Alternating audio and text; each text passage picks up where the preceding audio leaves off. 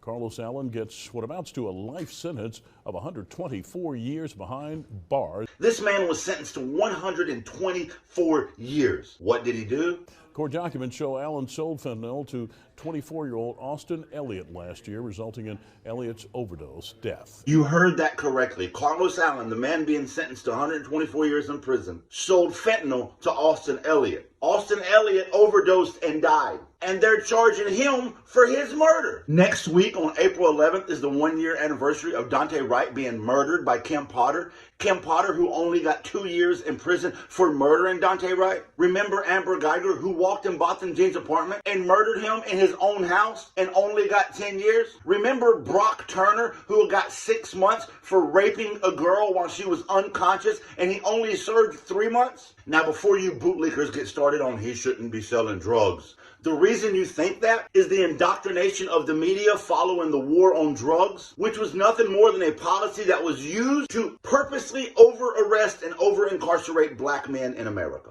Aren't you the same people that talk about personal responsibility? Austin Elliott's death is a tragedy, but he overdosed. He did it. How can we incarcerate the man who sold him the drugs for murder? And when they asked the Attorney General why Carlos Allen got 124 years, the Attorney General said this. Is in part linked to his knowledge that Allen knew the drug was killing people but sold it anyway. So while the opioid crisis is the biggest killer of Americans, and the pharmaceutical companies are legally selling those drugs to all of us, while they're in bed with the government, they're locking Carlos Allen up because he had knowledge that the drug kills. This is a 2022 example of the war on drugs locking another black man up while opioids murder.